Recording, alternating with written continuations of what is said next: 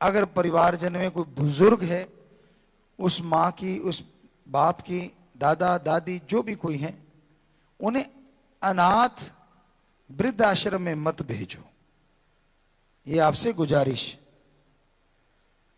लेकिन आजकल लोग ऐसा कर रहे हैं, तो साथ संगत हर सेवा कार्य बड़े जोर शोर से करती है। तो हमने एक सेवा शुरू करवाई थी, चिट्ठी में शायद आप लोगों ने पढ़ी थी, अनाथ मातृ पितृ सेवा। जी बच्चे हाथ खड़ा कर रहे हैं कि हाँ जी बेटा, बिल्कुल बिल्कुल, आशीर्वाद, मालिक खुशियां दे। सबने सुनी, आपने वो चिट्ठियों में सबने सुना है। तो क्यों ना साथ संगत ब्लॉकों में, यहां लगता है कि जरूरत है, गांव में तो हमें लगता नहीं कि इसकी जरूरत पड़ती होगी, गांव में कम है अभी भी शायद, जो हमें फीलिंग आती है कि माँ बाप को घर से निकालते होंगे, बहुत बहुत कम रेशो होगी। शहरों में और ज्यादा, और महानगरों में तो पूछो ना। तो अगर पॉसिबल हो साथ संगत, अनाथ वृद्ध आश्रम जो हम पहले कहा करते थे, तो क्या वो सेवा करने को आप तैयार हैं? जी, तो आप जोर से नारा लगाएं, हाथ नीचे कर लें, बहुत बहुत आशीर्वाद, हाथ नीचे कर लें। तो ये भी जिम्मेवार लिख लेंगे कि ऐसी एक ये सेवा अपने वो अनाथ वृद्ध आश्रम जरूर बनाएंगे। दूसरा, हाँ, वो एडम ब्लॉक के साथ मिलके उसका डिजाइन करके, वो सारा जैसे आपको कल बताया था, वो बेपरवाह जी की रहमत से हमने उस बच्चे को बताया और उसने वो डिजाइन कर भी दिया, और वो डिजाइन बिल्कुल तैयार है जी। जो आपको कल बोला था मोबाइल टॉयलेट का, जो आपको बताया था, वो डिजाइन तैयार हो चुका है और वो जुम्मेवारों से आप ले लेंगे, बस अब हमने उसको फाइनल करना है, वैसे बना दिया है। तो ऐसे ही इसका भी एक डिजाइन तैयार करेंगे। दूसरा एक और ख्याल आता है कि गऊ जो है, हम ये नहीं कहते कि पशु पशु बराबर होते हैं, लेकिन गऊ का अपने आप में एक अलग रोल है, बहुत बड़ा, इसलिए इसे गऊ माता कहा जाता है। कैसा रोल है, अब हमें पूरा साइंटिफिक तो नहीं अभी तक शायद प्रूव हुआ, पर आम कहीं ना कहीं सुनने में मिलता था कि ये ऑक्सीजन छोड़ती है। अब ये तो राम जाने सच्चाई क्या है, हो सकता है ये सच ना भी हो, लेकिन ये सच जरूर है, उसके आप हाथ फेरोगे ना तो आपको पॉजिटिव एनर्जी जरूर आएगी। और पशु के फेर लो और उसके फेर लो, दोनों में आपको अंतर महसूस होगा। दूसरी बात, इसके मलमूत्र में एंटी बैक्टीरिया तत्व होते हैं। वो डॉक्टर साहबान यहाँ रिसर्च करता आए हुए हैं, कल हम उनसे बात करेंगे, चाहे वो रिसर्च करेंगे इस बारे में, क्या वाकई एंटीवायरस या एंटी बैक्टीरिया उनके मलमूत्र में पाया जाता है। हमें लगता है, क्यों? क्योंकि हम राजस्थान के वासी हैं और वहां पे हमारे जो रसोई होती थी, चाहे घर छोटे बड़े कैसे भी थे शुरू शुरू में, बाद में तो लोगों ने पक्के घर और गैस और ये और वो और बहुत कुछ आ गया, लेकिन हम बात कर रहे हैं 1972 की या उस टाइम की, 73 की। तो हमारे जो चूल्हे चौके होते थे, चूल्हा बनाया जाता था, तो उसमें गोबर गऊ का लेके, उसका पेशाब लेके मिट्टी में मथ के वहां पोछा जरूर मारा जाता था, और बाल्टी में कहीं ना कहीं वो भिगो के रख दिया जाता था। 2 दिन बाद, 1 दिन बाद वो पोछा सब जगह लगाया जाता था। किसी के बच्चा होता था तो उस घर में, कच्चे मकान में भी गऊ के गोबर और यानी मलमूत्र से एक पोछा लगाया जाता, यानी एक प्लास्टर किया जाता था। तो पुराने बच्चे जो हम जिस टाइम की बात कर रहे हैं, हम लोग ये नहीं जानते थे आरएमपी डॉक्टर होता क्या है। बड़ों की तो बात छोड़ो, कोई डॉक्टर नहीं होता था गांव में। शहरों में जरूर होते होंगे, पर वो शहर वासियों के लिए होते होंगे, क्योंकि गांव में तो किसी के कुछ होता ही नहीं था, हमने तो देखा नहीं हमारे टाइमों में। ना तो कोई थकावट जानते थे, ये तो हमने सरसा आके सुनी थी कि थक गया। अब हमें नहीं पता था ये थक गया वर्ड क्या होता है, जानते नहीं थे, दिन रात लगे रहते थे, कोई पता नहीं चलता था। वो तो अब आप भी जानते हो, अब भी देख रहे हो बेपरवाह जी कैसे काम चला रहे हैं, अपनी बॉडी से क्या ले रहे हैं, तो वो आपको पता ही है। हाँ, बिटिया ने एक शायद लेख भी पढ़ाया था, अभी आया था कि उसमें लिखा था कि भाई 21 घंटे देते हैं साथ संगत को और 3 घंटे में मुश्किल से आराम कर पाते हैं। किसी बहुत ही अच्छे बच्चे ने वो लिखा था या किसी अखबार में था या वो जैसा भी था, वो बड़ा अच्छा लगा। तो उनको भी आशीर्वाद, उन बच्चों को भी जो ऐसी सच्चाई भी लिखते हैं। बड़ा मुश्किल है ऐसी सच्चाई लिख पाना, क्योंकि और मसालेदार सामान अलग होता है और कई बकबका सामान अलग होता है सारे। अब आप लोगों को तो भोजन ऐसा चाहिए ना जो मसालेदार होना चाहिए। सो वहीं पे फिर आते हैं, चलो आप मसाले से क्या लेना, कि गऊ का वो गोबर और उसका मूत्र मिक्स करके वो पोछा लगाया जाता था, तो बीमारियां नहीं आती। और नीम क्यों बांधते थे? आजकल तो कहते नहीं बेटा होगा तो नीम बांधते, नहीं। हमारे टाइमों में जिस बेटी के यानी माता के बच्चा होता था उसके नीम के पत्ते बांधे ही जाते थे मोस्टली। उसकी वजह भी यही थी कि वो एंटी बैक्टीरिया है, एंटी वायरस है, तो बीमारियां आती ही नहीं थी। खुले बच्चे ने सोना है, आगे भी आपको एक बार जिक्र किया था कि पेशाब कर दिया तो उसके पंजाबी जी कहते पोतड़ा, कपड़ा सा बांध देते थे, वो गिल्ला हो गया दूसरा बदल देते थे।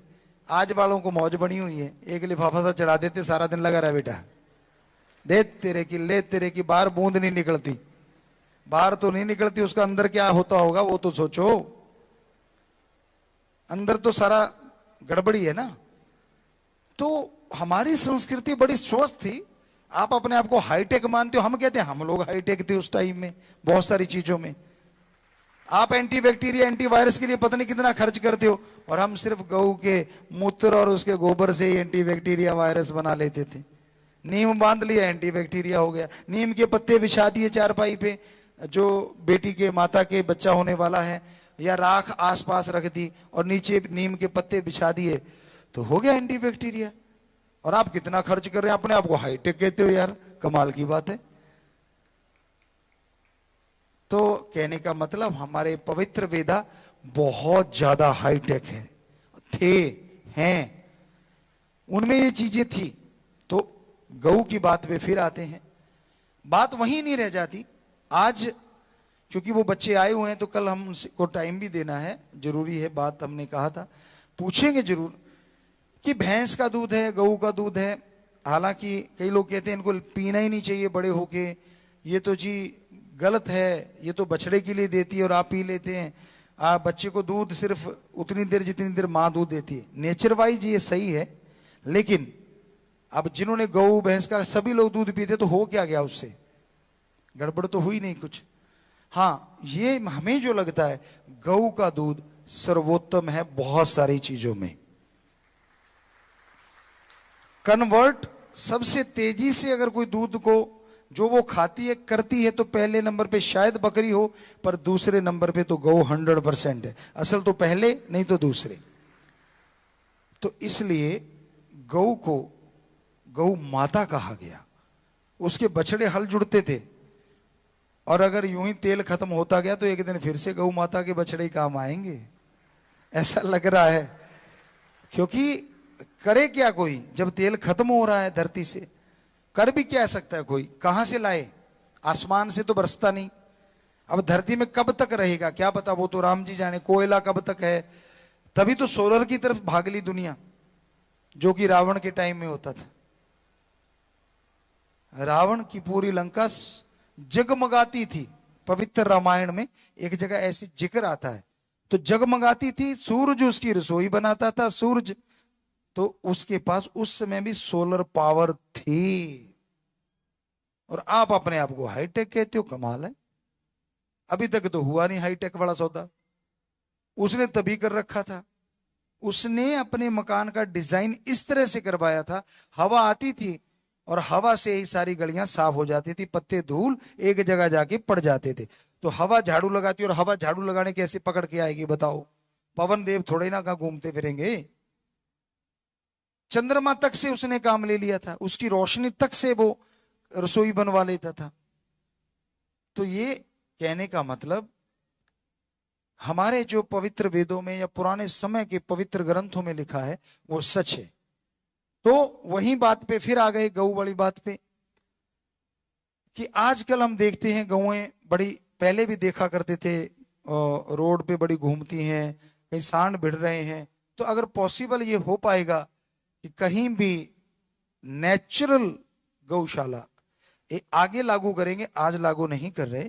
हम जिम्मेवारों से ये कहना चाहते हैं कि राजा महाराजाओं ने, और आज भी हमें लगता है अगर हम ये चीज आप कोशिश करें, गौचर भूमि एक भूमि होती है, गौचर भूमि जो हमने सुना बागड़ी में, उधर राजस्थान में, यानी गऊ के लिए स्पेशल जगह रहने के लिए, खाने के लिए दी जाती थी। राजा महाराजा होते थे या जो भी उस समय, आज भी हो सकता है ऐसा ही हो, तो वो स्पेशली जमीन होती है।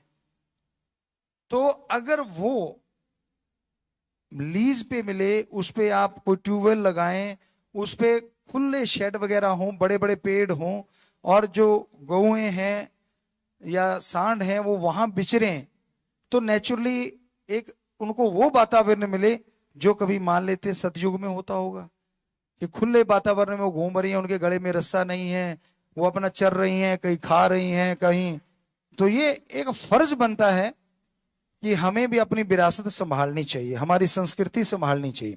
तो ये कार्य आज लागू नहीं करेंगे, आज नहीं करेंगे जरूर, लेकिन पहले इस बारे में पता किया जाए क्या ये पॉसिबिलिटी है, क्या ऐसा संभव है कि वो जगह कुछ नहीं करना ना पाए ऐसा लेनी है कि एज ए संभालने के लिए, कि भाई हम 5-10 साल के लिए उसको संभालेंगे, चाहे वो गौचर भूमि है तो उस पे फिर ट्यूबवेल वगैरह लगा के, बाड़ वगैरह लगा के, ताकि कुत्ते वगैरह आके, कहीं बछड़ा जन्मा है तो उसको ऐसा ना कुछ कर दें, तो वहां कुछ लोग रहें, उसकी संभाल करें, तो बछड़े अपना नेचुरली दूध जैसे पहले पीते थे वैसे पिए। तो हमें लगता है ये भी एक बहुत बड़ा कार्य होगा। रोड से जो एक्सीडेंट होते हैं जगह जगह पे, ये चीजें हो रही हैं, उन्हें आप आवारा पशु कहते हैं, तो ये भी संभव हो सकता है, क्योंकि उनमें बड़े गुण हैं, बहुत गुण हैं। तो प्यारी साथ संगतियों, बेपरवाह जी की उस सेवा का हमने टॉपिक शुरू किया था, और वो गऊ तक आया, क्योंकि सेवा से ही सब कुछ मिलता है। आप गऊ को अगर चारा ना डालते तो दूध ना मिलता, लेकिन जब मां बाप को ही दरकिनार कर देते हैं तो गऊ माता तो बाद में आती है ना। तो पहले जरूरी है मां बाप की संभाल कीजिए, ज्यादा बुजुर्ग हो गए, वृद्ध हो गए हैं, और मां बाप को भी चाहिए कि बात बात पे बच्चों की बातों में टांग ना अड़ाया करें। राम राम का टाइम है, राम राम किया करो, उनसे कहा करो कि हाँ भाई अगर मेरे अनुभव की जरूरत है तो मैं आपको अनुभव दे दूंगा, आपको अनुभव बता दूंगा। तो प्यारी साथ संगतियों, बाकी आप सेवा जो आश्रमों में करते हैं या समाज की सेवा करते हैं, या कोविड-19 के टाइम आपने जो भाग दौड़ के सेवा की है, सैनिटाइज किया है, जगह जगह जगह बहुत सेवाएं की हैं आपने, तो मालिक उसकी बढ़ चढ़ के आपको खुशियां बख्शे, दया में रहमत से नवाजे, और अब भी सेवा करते ही रहना है।